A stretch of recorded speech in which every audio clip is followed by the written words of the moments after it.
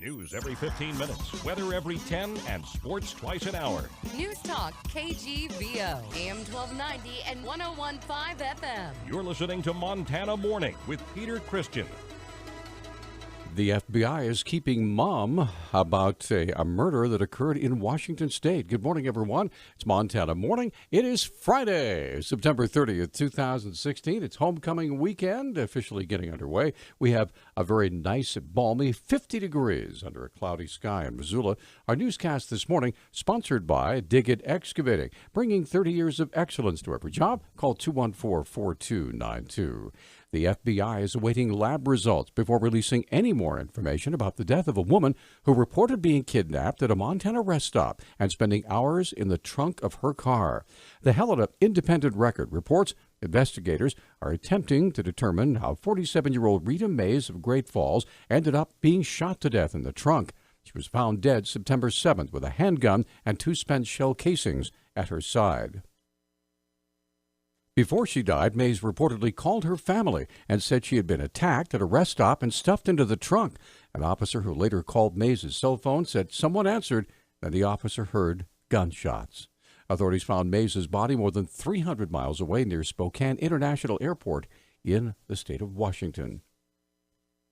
Missoula County Sheriff's Office is asking the public's help in locating an orange Acura Integra whose driver fled from deputies in a high-speed chase from Highway 93 into Missoula on Tuesday. Public Information Officer Brenda Bassett has more. The vehicle reportedly passed vehicles on the shoulder through construction, was driving really erratically, weaving in and out of traffic, and one of our deputies actually came upon the vehicle around Blue Mountain Road and eventually got behind it and about at Buckhouse, turned on his lights and tried to initiate a traffic stop. Bassett said the pursuit then led through the streets of Missoula. He had ended up going down several Missoula streets to 39th and then back to Brooks eventually. And just because of the way the driver was operating the vehicle, the deputy decided to call off the pursuit because he posed such a large public risk to pedestrians and other motorists.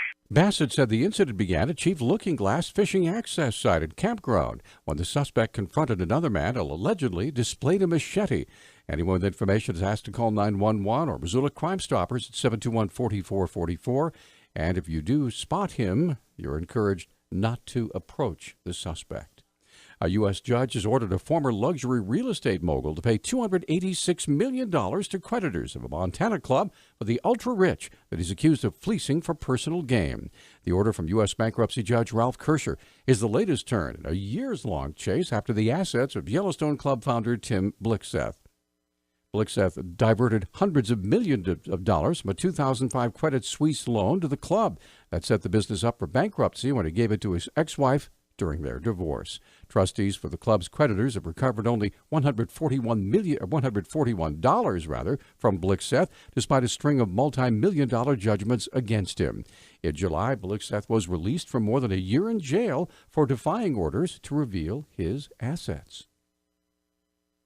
The state of Montana has received $2 million in grant money from the federal government to test and follow up on 1,400 untested rape kits that have been kept in evidence lockers across the state.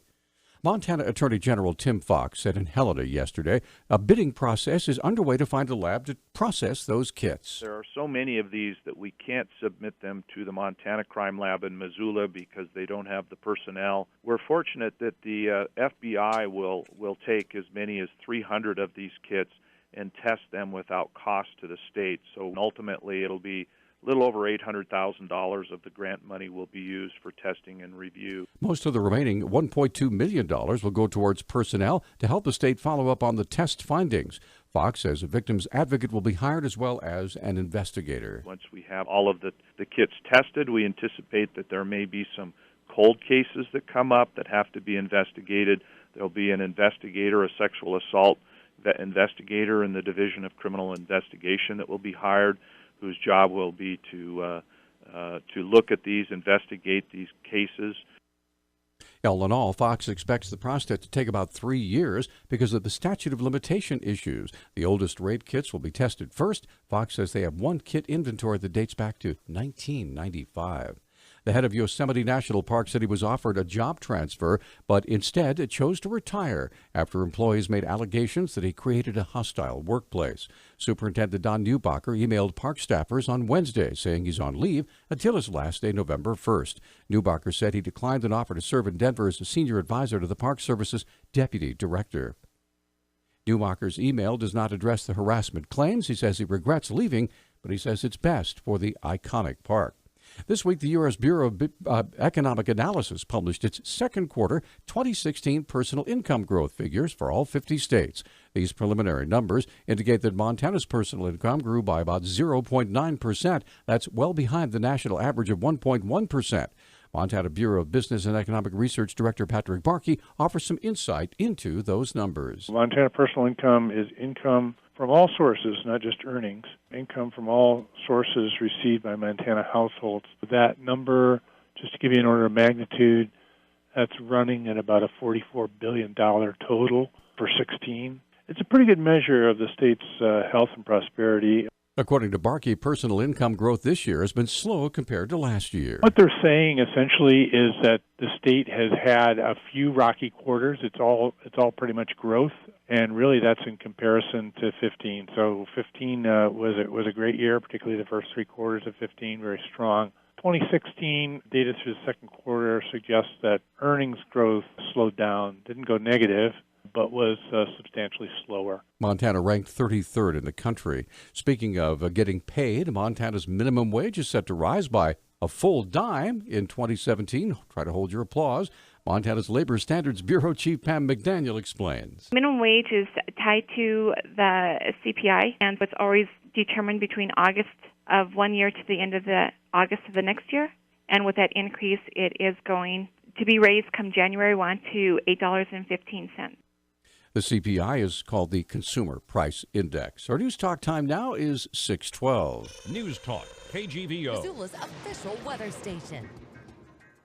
A few sprinkles or showers this morning around the Missoula area. They'll be very brief. Then in the afternoon, cloudy skies and will stay mostly dry. High right around 77. I'm meteorologist Matt Gray for the NBC Montana Severe Weather Alert Team.